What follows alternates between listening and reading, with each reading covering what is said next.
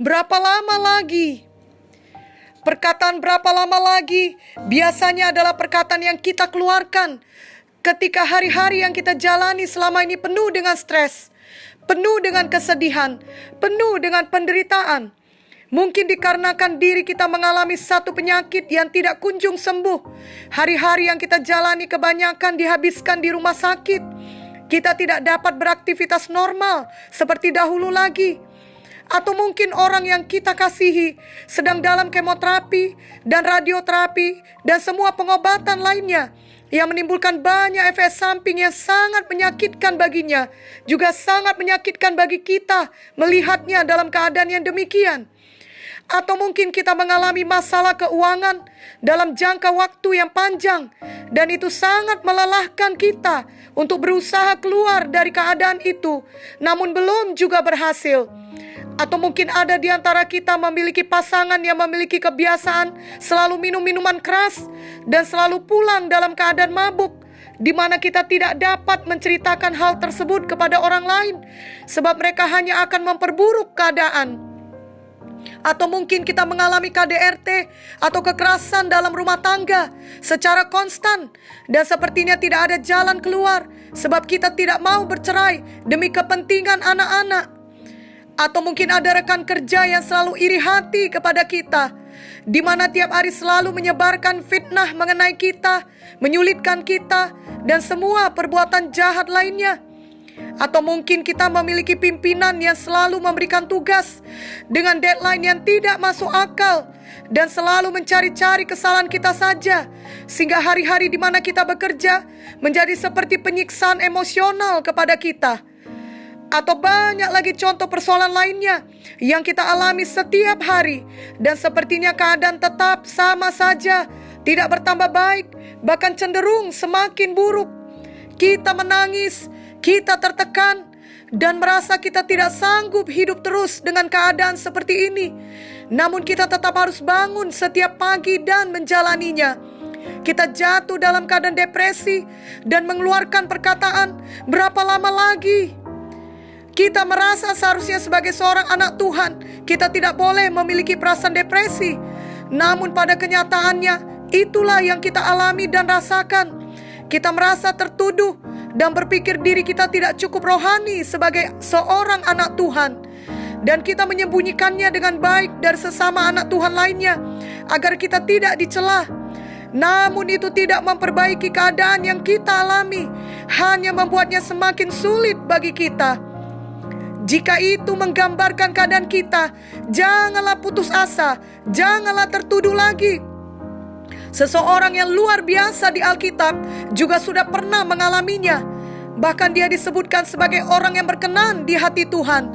Dia dikenal sebagai seorang pahlawan nasional bagi bangsanya ketika dia mengalahkan seorang raksasa bernama Goliat. Dia seorang yang pemberani, telah menaklukkan binatang buas demi menjaga kawanan domba ayahnya. Dia juga seorang pemuji dan penyembah, memainkan musik untuk Tuhan. Namanya adalah Daud. Namun Daud juga pernah mengalami momen di mana ia depresi, di mana ia mengeluarkan perkataan, "Berapa lama lagi?" Yakni perkataan yang dikeluarkan seseorang ketika ia merasa sudah tidak tahan lagi menghadapi situasi kehidupan. Kita ingat ketika Daud mengalahkan Goliat, maka banyak perempuan menari dan menyanyi tentang Daud. 1 Samuel 18 ayat 7 menuliskan, dan perempuan yang menari-nari itu menyanyi berbalas-balasan. Katanya, Saul mengalahkan beribu-ribu musuh, tetapi Daud berlaksa-laksa. Hal itu membuat Saul iri hati. Dia dengki dan marah kepada Daud, dan sejak saat itu ia selalu berusaha membunuh Daud. Betapa rumitnya hidup Daud. Saul adalah pimpinannya, adalah rajanya, dan dia selalu mau berbakti kepada rajanya. Namun Saul membencinya. Saul juga adalah ayah dari Yonatan yang sangat dikasihi Daud. Daud mengasihi Yonatan dengan segenap hatinya. Saul juga adalah ayah mertuanya karena ia menikah dengan anak perempuan Saul, Mikal. Namun pada kenyataannya Daud mendapati dirinya harus selalu melarikan diri dari kejaran Saul. Apalagi suatu hari ketika di Ziklag, istri dan anak-anaknya telah dibawa sebagai tawanan. Demikian juga istri dan anak-anak dari orang-orang yang mengikutinya. Daud kehilangan keluarganya. Dan justru di saat paling sedih seperti itu, anak buah Daud menyalahkannya dan mau membunuhnya. Situasi hidup yang terjadi pada Daud sangatlah menyedihkan. Ia terjepit dari segala arah, sepertinya tidak ada jalan keluar. Namun Daud menguatkan kepercayaannya kepada Tuhan, yang tertulis di 1 Samuel 30 ayat 6. Itulah yang harus kita lakukan ketika kita terjepit dari semua arah. Dan dalam Mazmur 13 ayat 1-6, kita dapat melihat bagaimana Daud berdoa dengan jujur kepada Tuhan. Ia menyatakan perasaannya yang penuh depresi kepada Tuhan. Mazmur 13, doa kepercayaan untuk pemimpin biduan, Mazmur Daud. Berapa lama lagi Tuhan kau lupakan aku terus-menerus? Berapa lama lagi kau sembunyikan wajahmu terhadap aku? Berapa lama lagi aku harus menaruh kekhawatiran dalam diriku dan bersedih hati sepanjang hari? Berapa lama lagi musuhku meninggikan diri atasku? Pandanglah kiranya, jawablah aku ya Tuhan Allahku. Buatlah mataku bercahaya, supaya jangan aku tertidur dan mati. Supaya musuhku jangan berkata, aku telah mengalahkan dia, dan lawan-lawanku bersorak-sorak apabila aku goyah. Tetapi aku, kepada kasih setiamu aku percaya. Hatiku bersorak-sorak karena penyelamatanmu. Aku mau menyanyi untuk Tuhan, karena ia telah berbuat baik kepadaku. Tentunya Daud menulis Mazmur ini ketika dia sudah sangat capek. Emosinya sudah terkuras. Saul tidak henti-hentinya memburunya untuk membunuhnya. Daud merasa tidak tahan lagi. Hatinya terasa sangat berat. Mungkin saat ini ada juga kita merasa hati kita sangat berat. Mungkin karena pandemi COVID-19, kita mengalami kerugian besar dalam bisnis kita, atau kita kehilangan pekerjaan, atau kita sendiri sedang diisolasi karena terpapar virus corona, atau kita adalah salah satu dari pekerja medis yang tiap hari hidup melayani orang lain dengan resiko nyawa kita sendiri. Padahal kita memiliki keluarga dan anak-anak yang harus kita besarkan. Atau mungkin kita ada dalam banyak masalah lain yang memang sudah ada sebelumnya. Kita tahu ada janji Tuhan untuk menolong kita, tapi sepertinya itu tidak kunjung tiba. Sama seperti Daud tahu, Tuhan sudah memilihnya menjadi raja atas Israel. Dia sudah diurapi oleh Nabi Samuel di hadapan orang tua dan saudara-saudaranya. Namun dia tetap juga tidak menjadi raja. Justru dia dikejar-kejar untuk dibunuh. Ada jebakan-jebakan setan yang harus kita hindari. Atau kalau kita sudah jatuh di dalamnya, maka mari kita bangun dan bangkit keluar dari jebakan-jebakan tersebut. Yakni, yang pertama, kita merasa Tuhan sudah melupakan kita. Mazmur 13 ayat 2, berapa lama lagi Tuhan kau lupakan aku terus-menerus? Begitu lamanya kita dalam persoalan itu, dan sepertinya keadaan tetap tidak berubah. Walau kita sudah mengusahakan semua hal yang kita ketahui, kita sampai pada kesimpulan kita yang salah, bahwa Tuhan sudah melupakan kita, karena kita tidak dapat lagi merasakan kehadiran Tuhan ketika kita menderita. Daud juga mengerti perasaan ini. Dalam Mazmur 10 ayat 1 dituliskan, mengapa engkau berdiri jauh-jauh ya Tuhan, dan menyembunyikan dirimu dalam waktu-waktu kesesakan? Setiap orang akan menghadapi testing waktu. Dan jika kita jujur, maka kebanyakan kita akan mengaku ada saatnya iman kita sepertinya terguncang.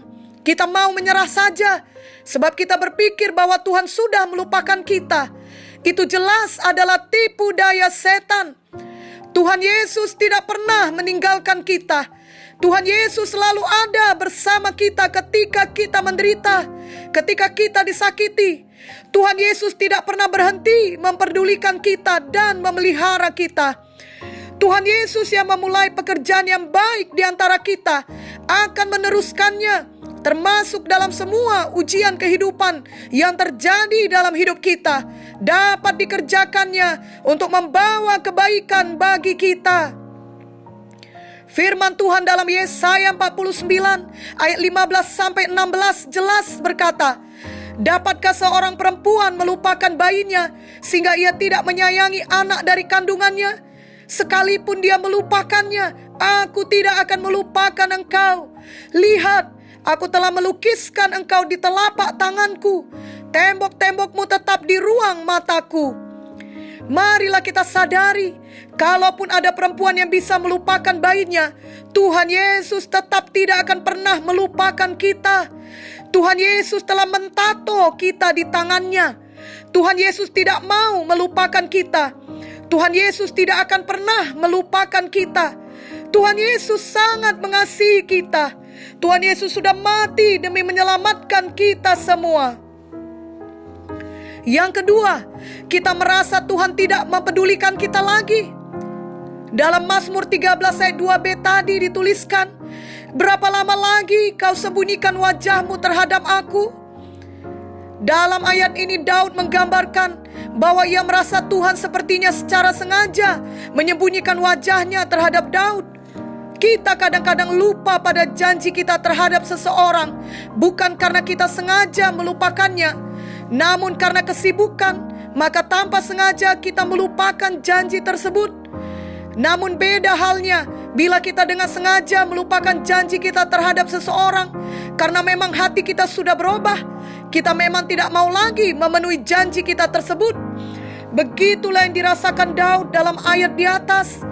Daud merasa Tuhan sengaja tidak mau peduli lagi. Dalam Mazmur 22 ayat 2-3 Daud menuliskan, Allahku, Allahku, mengapa engkau meninggalkan aku? Aku berseru, tetapi engkau tetap jauh dan tidak menolong aku. Allahku, aku berseru-seru pada waktu siang, tetapi engkau tidak menjawab. Dan pada waktu malam, tetapi tidak juga aku tenang. Ini adalah perasaan emosi yang sangat menyedihkan. Namun mari kita ingat bahwa bukan hanya Daud mengalami perasaan seperti ini. Tuhan Yesus juga mengalaminya, bahkan mengucapkan perkataan yang serupa dengan ini. Tuhan Yesus merasa Bapa di sorga sudah meninggalkannya. Dalam Markus 15 ayat 34 dituliskan, dan pada jam 3 berserulah Yesus dengan suara nyaring, Eloi, Eloi, lama sabachthani, yang berarti Allahku, Allahku, mengapa engkau meninggalkan aku? Oh, marilah kita sadari dengan segenap hati kita bahwa itu bukan hanya sekedar perasaan Tuhan Yesus. Kebenarannya adalah Bapa memang meninggalkan Tuhan Yesus di saat itu. Di saat dimana Tuhan Yesus harus memikul semua dosa kita umat manusia dan menebus semua dosa dengan kematiannya di kayu salib. Bapa meninggalkan Yesus saat itu, sehingga sekarang kita boleh datang kepada Bapa di sorga kapan saja, dan Bapa di sorga tidak akan pernah lagi meninggalkan kita. Mulai sekarang, bila setan mau menipu lagi dan membuat kita merasa Tuhan sudah meninggalkan kita, ambillah waktu untuk mengingat dan merenungkan kebenaran ini, yakni Tuhan Yesus sudah lebih dahulu pernah mengalami dan merasakan yang semua yang kita alami dan rasakan itu, bahwa Dia sudah benar-benar ditinggalkan oleh Bapa. Bapa memalingkan wajahnya dari Tuhan Yesus, supaya bagi kita sekarang, Bapa tidak pernah lagi memalingkan wajahnya dari kita. Janganlah mau terus tinggal dalam perasaan yang salah itu. Tuhan Yesus sudah membayar harga yang sangat mahal. Dia sangat menderita dan mati menebus dosa kita, supaya kita boleh hidup bersamanya di dunia ini dan kelak dalam kekekalan untuk selama-lamanya di sorga dan di Yerusalem baru. Tuhan Yesus tidak akan pernah meninggalkan kita. Ia tidak pernah mengabaikan kita. Yang ketiga, kita terus-menerus merasa khawatir dan frustrasi karena situasi tetap tidak berubah. Dalam Mazmur 13 ayat 3 Daud berkata, berapa lama lagi aku harus menaruh kekhawatiran dalam diriku dan bersedih hati sepanjang hari? Berapa lama lagi musuhku meninggikan diri atasku?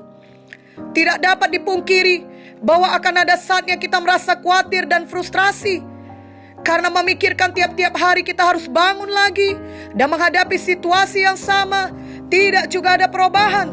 Seperti Daud yang sudah diurapi menjadi raja, namun sekitar 15 tahun kemudian barulah dia benar-benar menjadi raja. Kebanyakan dalam 15 tahun itu dia menghabiskan hari-harinya hanya untuk bersembunyi dan melarikan diri dari Saul. Kelihatannya Tuhan terus saja menyertai Saul dan memberikan segalanya pada Saul, yakni kekayaan, keamanan, kekuasaan, di mana orang-orang tetap mengikutinya, bahkan mengikutinya untuk memburu dan membunuh Daud. Padahal jelas ketika ada Goliat mengancam, Saul sendiri ketakutan, dan adalah Daud satu-satunya yang menyelamatkan bangsa Israel dengan membunuh Goliat. Namun kelihatannya keadaan Daud tetap diburu untuk dibunuh, dan Saul tetap berkibar dan berkuasa. Masa 15 tahun bukanlah masa yang singkat. Itu merupakan hari-hari yang gelap bagi siapapun yang berada dalam situasi seperti Daud ini. Namun Daud tahu untuk tetap setia, untuk tetap percaya kepada Tuhan, dan untuk menaikkan doa yang jujur kepada Tuhan. Itulah yang harus kita lakukan juga. Kita menguatkan kepercayaan kita kepada Tuhan, dan kita berdoa dengan jujur kepada Tuhan.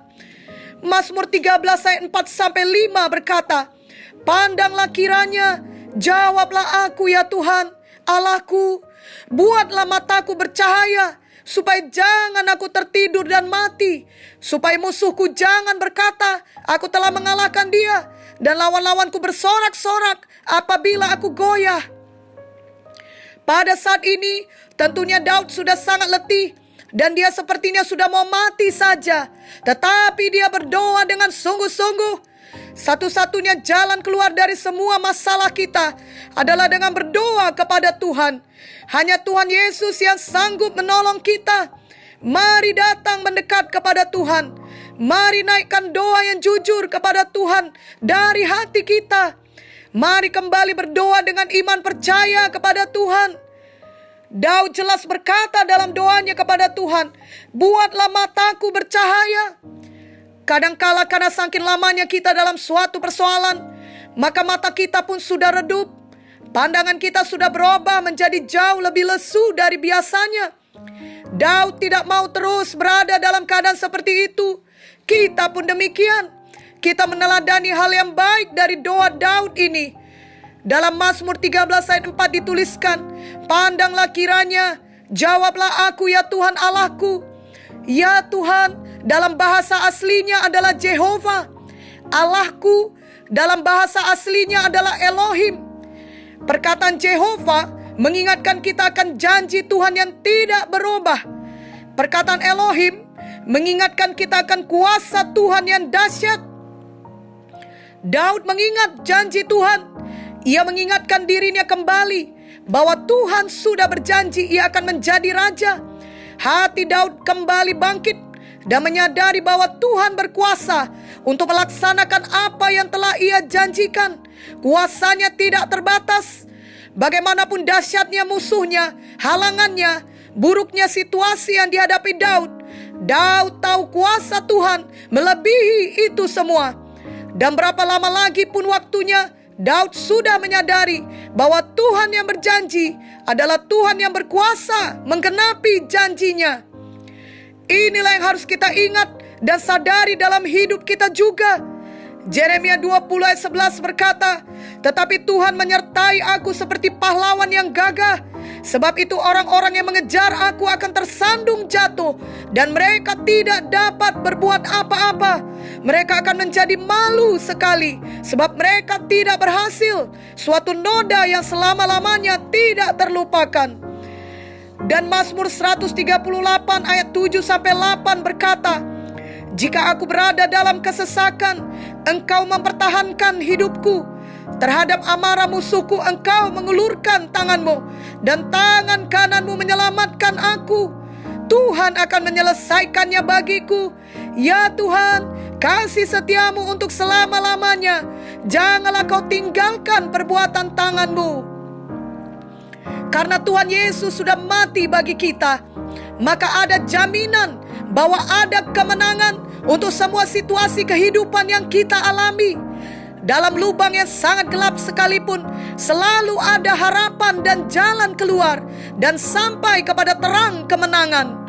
Namun untuk sampai ke sana, kita harus tetap beriman. Proses yang kita alami tidak selamanya mudah, justru dipenuhi penderitaan seperti yang dialami Daud. Hal itu semua membuat kita semakin mendekat kepada Tuhan, berdoa dengan jujur dan penuh iman kepadanya. Dialah Jehovah, Dialah Elohim, Dialah satu-satunya Tuhan kita yang tidak berubah. Dialah Tuhan pencipta kita yang maha kuasa. Biarlah justru dalam situasi kehidupan yang sangat berat, kita mendapatkan pengalaman pribadi betapa dahsyatnya kasih Tuhan, kesetiaan Tuhan, dan kuasa Tuhan bagi kita. Dan sama seperti yang dilakukan Daud, dia mulai memuji Tuhan. Banyak dari Mazmur Daud dimulai dengan keluhan, namun diakhiri dengan pujian.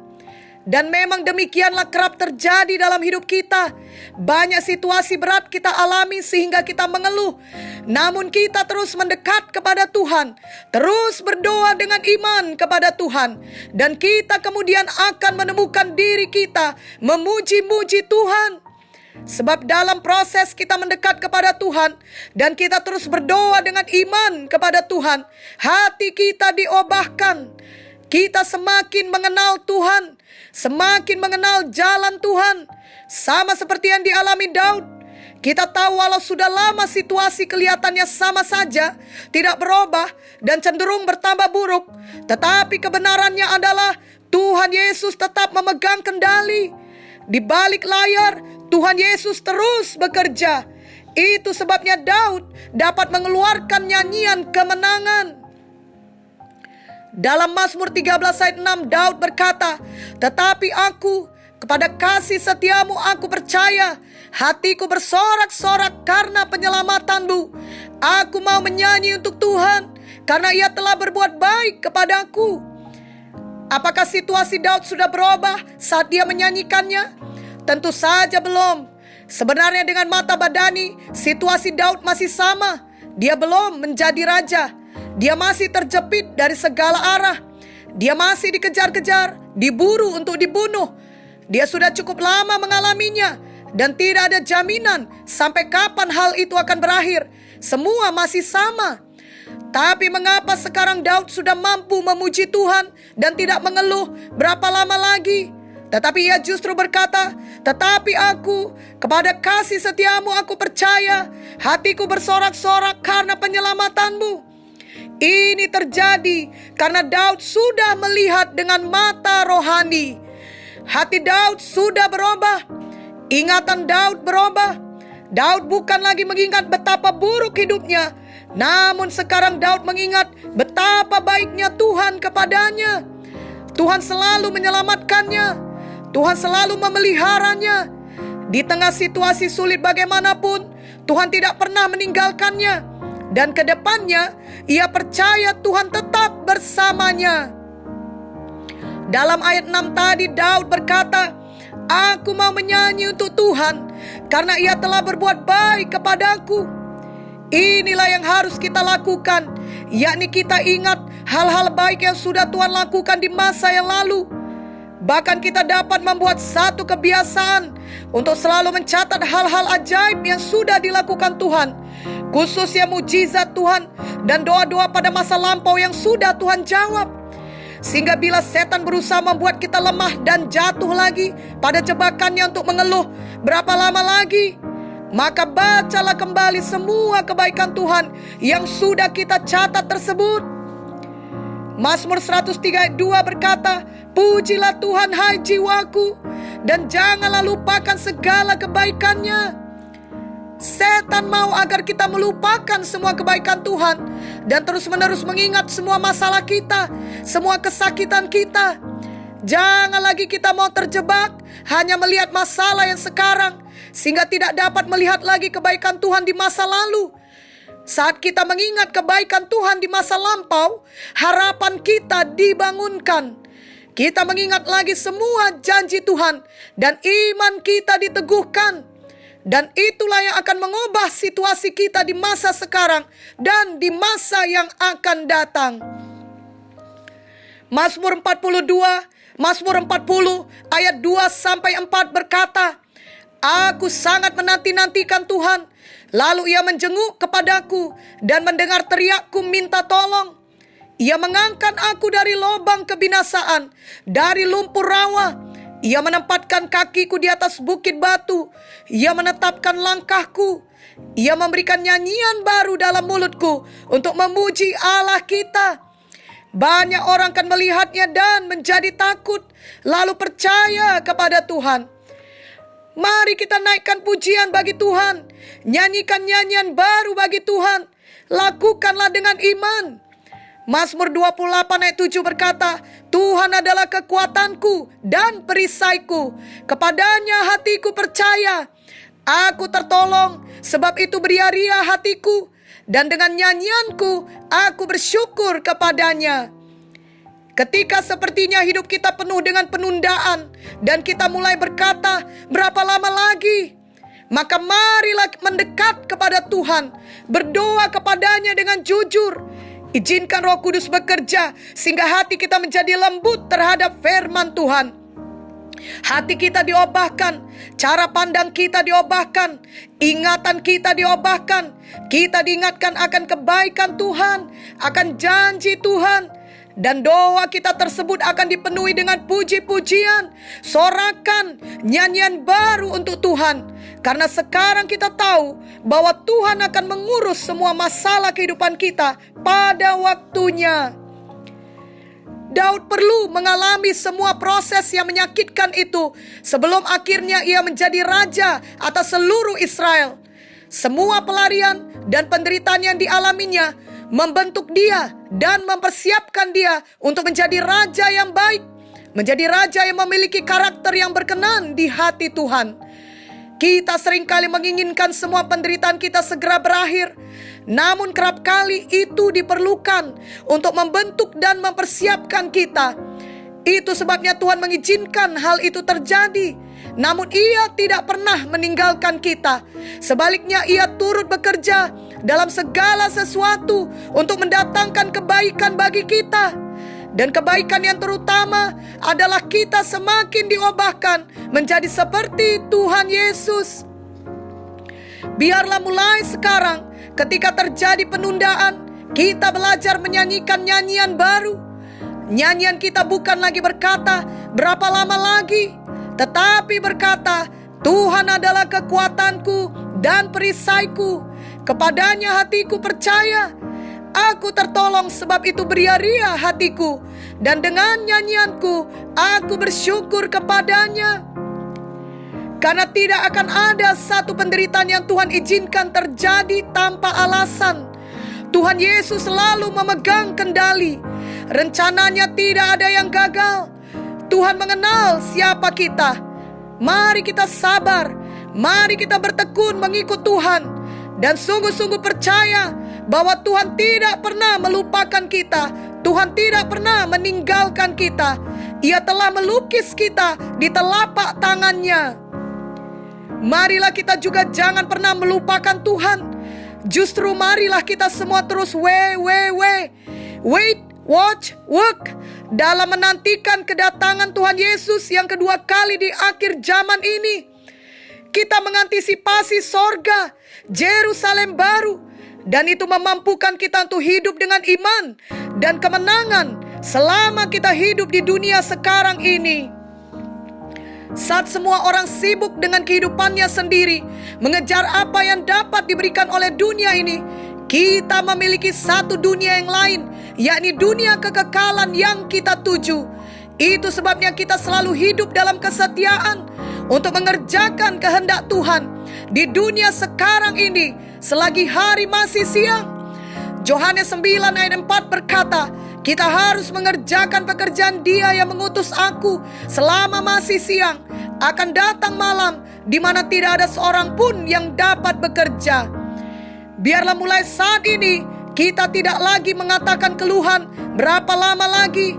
Namun marilah kita menyanyikan nyanyian baru, nyanyian kemenangan. Dan marilah kita juga selalu ingat untuk mengatakan, Maranatha, datanglah segera Tuhan Yesus.